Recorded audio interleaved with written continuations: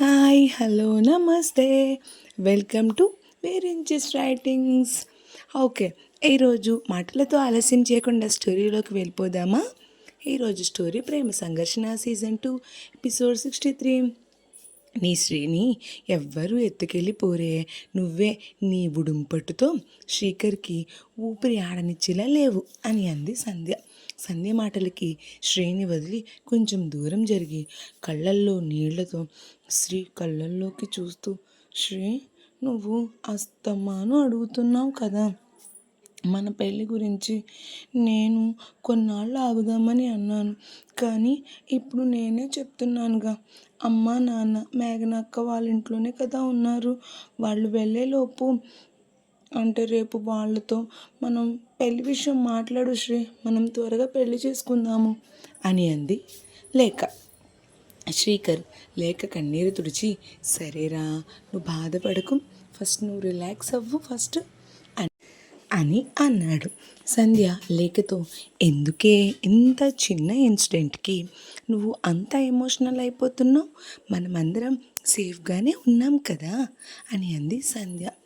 దెబ్బలు నీకు తగిలాయి కాబట్టి నా బాధ ఏంటో మనోహర్కి అర్థమై ఉంటుంది సంధ్య.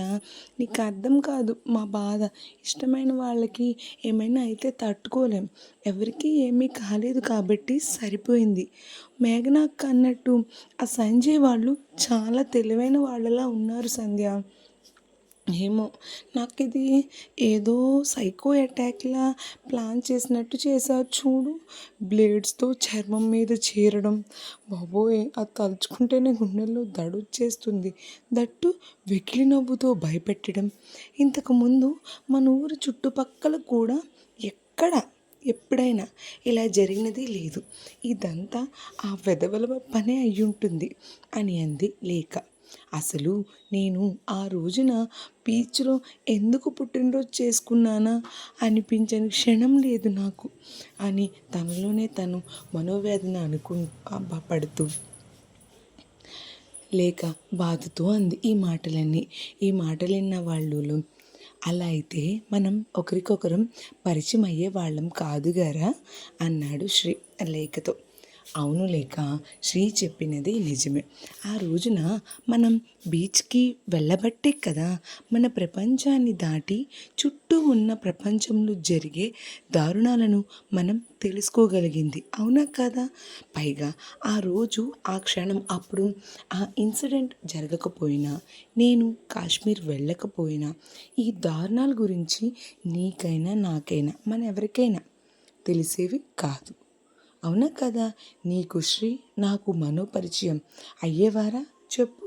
కాదు కదా లేక, అంతా మంచి జరుగుతుంది.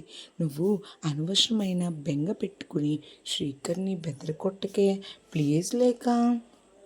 అయినా ఆశించింది పొందాలంటే ఆటంకాల ఆటలు గెలుస్తేనే చివరి మలుపు గెలుపు చేరుతాం, సరేనా అని లేఖకి తనకు వచ్చిన మాటలతో ధైర్యం చెప్పింది సంధ్య. లేఖ సంధ్య చెప్పిన మాటలు విని సరే అన్నట్టుగా తల ఊపింది. శ్రీకర్, ఇక నేను వెళ్తాను అని అనగానే లేక వద్దు వద్దు వద్దు వద్దు అని అంది. ఎక్కడెక్కడ ఉండను లేక, చెప్పు అని అన్నాడు శ్రీకర్. నాకు ఇచ్చిన రూమ్లోనే నువ్వు ఉండు, నువ్వు వెళ్ళడానికి నేను ఒప్పుకోను అని అంది లేఖ. అంటే మరి తన్వి ఉంటుంది కదా, బాగోదేమో అని అన్నాడు అల్లరిగా. లేక శ్రీకర్ భుజం మీద కొట్టి, ఎంత ఆశో, నేను తన్వి మంచం మీద పడుకుంటాం, నువ్వు మహేష్ కింద పడుకోండి అని అంది లేక.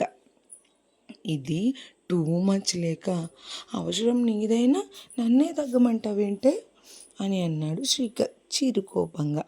ప్లీజ్ శ్రీ, ఈ ఒక్కసారికి నా మాట వినవా అని శ్రీ బుగ్గలు పట్టుకుని బతిమాలేసరికి సరే ఉంటాను నైట్కి అని తల ఊపాడు శ్రీకర్. వీళ్ళిద్దరి బాండింగ్ చూసి నవ్వుకుంది సంధ్య. మనోహర్ మాత్రం నీకు శ్రీ, నాకు మనో పరిచయం అయ్యేవారా అని సంధ్య అన్న మాట దగ్గరే తన ఆలోచన ఆగిపోయింది. అంటే సంధ్య నన్ను ఇష్టపడుతుందా, లేకపోతే క్యాజువల్గా అందా, తెలుసుకోవడం ఎలా? ఇంతకు ముందు కన్నా నాతో ఫ్రీగా మూవ్ అవుతుంది. తన చూపుల్లో కూడా నా మీద ఇష్టం కనపడుతుంది. కానీ అది నిజమా లేకపోతే నా ఊహ, అది మాత్రం నాకేమీ అర్థం కావట్లేదు అని ఆలోచనల్లో మునిగిపోయిన మనోహర్ భుజం తట్టి, హలో మనోహర్, ఏ లోకంలో విహరిస్తున్నావు అని అడిగింది సంధ్య. ఏమీ లేదు, ఏమీ లేదు. నీకు నా మీద కోపంగా లేదా సంధ్య? అంటే నేను నీ చుట్టుపక్కల ఉన్నా కూడా నిన్ను అటాక్ చేస్తే కాపాడుకోలేకపోయాను కదా అని అడిగాడు మనోహర్. నేనసలు అలా ఆలోచించలేదు. నువ్వు నన్ను కాపాడుకోలేవు అనే ఆలోచన కూడా అసలు నా మైండ్లో రాలేదు. దయచేసి నువ్వు అలాంటిది ఏం పెట్టుకోవద్దు.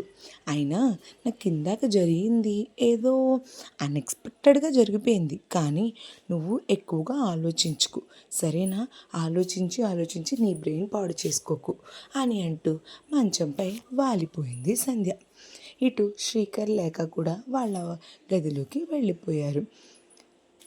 అప్పుడు మను సంధ్యని ఇప్పుడు అడిగేస్తే వద్దులే ఈ టైంలో అలుసు తీసుకున్నాను అని అనుకుంటుందేమో అని ఆలోచిస్తున్న మనోహర్ని సంధ్య లేచి కూర్చుని పీపు మీద ఒక్కటేసి, హలో బాబు, పడుకోవా నువ్వు? పొద్దున్నే లేచి గుడికి వెళ్ళాలి అని అంది సంధ్య. గుడికి ఎందుకు సడన్గా అని అన్నాడు మనోహర్. ఆ గుడిలో నా ఫేవరెట్ హీరో సినిమా ట్రైలర్ వేస్తున్నారట, రేపు చూద్దామని అని అంది వెటకారంగా. ఏంటి వెటకారమా అని అడిగాడు మనోహర్.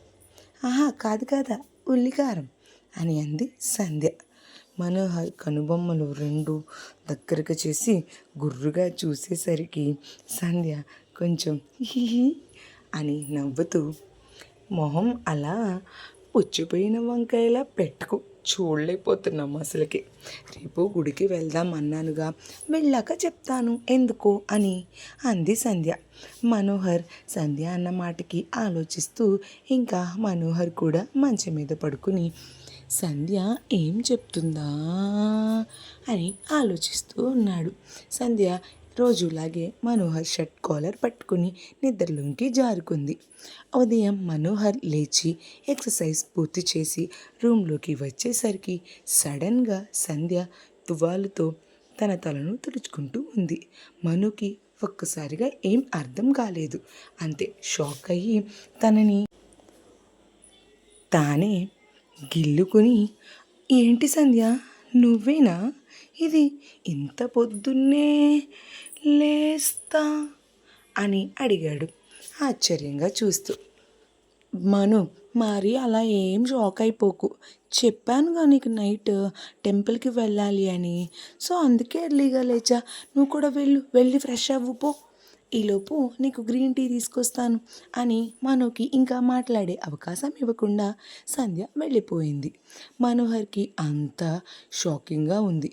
ఏంటి తినలో ఇంత మార్పు అని ఆలోచనలో పడ్డాడు మళ్ళీ.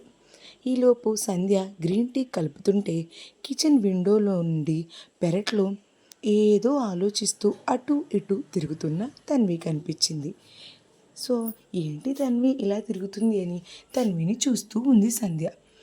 అరే, నిన్న మనుని మహేష్ తన్విల గురించి అడుగుదామని అనుకుని మర్చిపోయా అని సంధ్య అనుకుంటూ ఉండగా ఈలోపు తన్వి దగ్గరికి మహేష్ వెళ్ళి చేతులు కట్టుకుని నిలబడేసరికి తన్విక మహేష్ని కోపంగా చూసి మహేష్ పక్క నుండి వచ్చేస్తుంటే తన్వి చేతిని పట్టుకుని ఆపి దగ్గరికి లాక్కొని హత్తుకునేసరికి తన్వి ఇంకా అటు ఇటు కంగారుగా చూసి మహేష్ని తోసేసి లోపలికి వచ్చేసింది.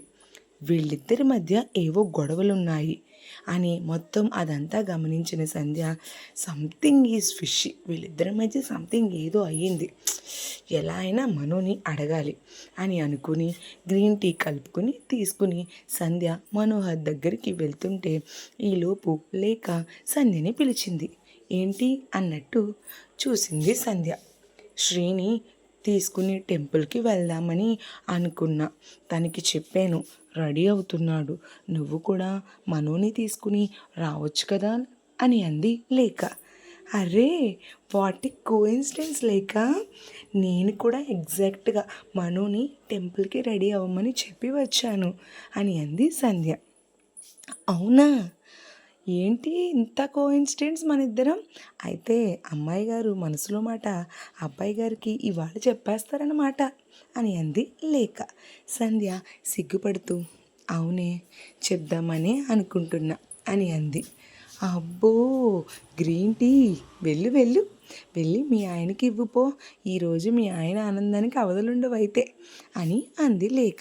లేక అన్న మాటలకి సంధ్య చిన్నగా నవ్వుకుని మనో దగ్గరికి వెళ్ళి టీ ఇచ్చి, మనం తన్విక మహేష్ ఒకరికొకరు ఎప్పటి నుండి తెలుసు అని అడిగింది సంధ్య. ఇప్పుడు ఎందుకు అలా అడుగుతున్నావని చెప్పమన్నాను కదా మను, చెప్పు అంటే అదొక పెద్ద కథ సంధ్య, తర్వాత చెప్తాను సరేనా అని అన్నాడు మనోహర్. ఇప్పుడే చెప్పు, లేకపోతే వాళ్ళ స్టోరీ ఏంటి తెలియక నా బ్రెయిన్ బ్లాస్ట్ అయిపోయేలా ఉంది, ప్లీజ్ చెప్పు మను అని అంది సంధ్య. అది బ్రెయిన్ ఉన్న వాళ్ళకి కానీ నీకు బ్లాస్ట్ అవ్వదులే అని అన్నాడు మనోహర్. అదిగో మళ్ళీ నన్ను ఏడిపిస్తున్నావు నిన్ను అని మనోహర్ భుజం మీద కొట్టింది సంధ్య. రాక్షసి, గట్టిగా కొట్టావు అని అన్నాడు మనోహర్ సంధ్య కొట్టిన చోట అబ్బా అని రుద్దుకుంటూ. ఇంతలో సంధ్య వాళ్ళ అమ్మగారు సంధ్య వాళ్ళ గదిలోకి వస్తూ సంధ్య సంధ్య అని పిలవడంతో ఆ అమ్మ వస్తున్నా అని వెళ్ళిపోయింది సంధ్య. ఏంటమ్మా పిలిచావు అని అంది సంధ్య. నైట్ ఎన్నింటికి వచ్చారే? అవును, అన్నయ్య వాళ్ళు రాలేదేంటి అని అడిగారు ఆవిడ. అవునా అమ్మా, అన్నయ్య వాళ్ళు అక్కడే ఉండిపోయారమ్మా, మేఘన వర్షిణిని ఉండమని అడిగిందిలే, అందుకే ఆగిపోయారు, అందుకే రాలేదు అని అంది సంధ్య. అవునా, సరే సరే, మేఘన కోసం నిమ్మకాయ పులిహోర చేస్తున్నాను, వెళ్ళేటప్పుడు కొంచెం పట్టుకెళ్ళు, అలాగే మీకు టిఫిన్ ఏం చేయను అని అడిగారు ఆవిడ. అవునా అమ్మా, సరే తీసుకుని వెళ్తాను, మాకు స్పెషల్గా వేరే ఎందుకులే, ఆ నిమ్మకాయ పులిహోరే అందరికీ చేసే అమ్మా, ఏకంగా ఇంకా అందరం కూడా అక్కడ తినేస్తాము, అయినా ఎలాగో గుడికి వెళ్తున్నాం కదా అని అంది సంధ్య. గుడికేంటి సంధ్య అని అడిగారు ఆవిడ. అది నీకు చెప్పలేదు కదమ్మా, మర్చిపోయాను, ఎందుకో నాకు నిన్నటి నుంచి ఇదిగో ఈరోజు గుడికి వెళ్ళాలనిపించిందమ్మా, అందుకే వెళ్తున్నాం అని అంది సంధ్య. ఓహో అవునా, సరే అని వీళ్ళు ఇలా మాట్లాడుకుంటూ ఉండగా ఈలోపు అక్కడికి సంధ్య వాళ్ళ నాన్నగారు న్యూస్ పేపర్ తీసుకుని మనోహర్ దగ్గరికి వెళ్ళి, ఏంటల్లుడు గారు, ఇది నిజమేనా, మన ఊర్లోకి సైకోల ముఠా వచ్చిందంట, ఇదిగో నేను ఇప్పుడే పేపర్లో చూశాను, పైగా రాత్రి 9 గంటల నుండి తెల్లవారుజామున 4 గంటల వరకు సెక్షన్ 144 పెట్టారంట అని అడిగారు ఆయన. మరి ఈ సైకోల ముఠా నిజమా లేకపోతే సంజయ్ ధనుంజయ్ వాళ్ళు వేస్తున్న ఎత్తుగడా తెలియాలి అంటే నెక్స్ట్ ఎపిసోడ్ వరకు వెయిట్ చేసేయాల్సిందే. మరి తన్వి మహేష్ల మధ్య ఉన్న బంధం ఏమిటి, అలాగే మన సంధ్య తన మనసులో మాటని మనోకి చెప్తుందంటారా? ఏమనిపిస్తుంది ఫ్రెండ్స్? ఈ 3 లాజికల్ క్వశ్చన్స్కి ఆన్సర్ కావాలంటే ఒకటే పరిష్కారం, నెక్స్ట్ ఎపిసోడ్ వరకు వెయిట్ చేయాల్సిందే. ఎపిసోడ్ ఎలా అనిపించిందో నాకు కామెంట్ చేయండి. అలాగే మా ఛానల్ని సబ్స్క్రైబ్ చేసుకోండి, షేర్ చేయండి, లైక్ చేయండి, సబ్స్క్రైబ్ చేసుకోండి. Thank you all.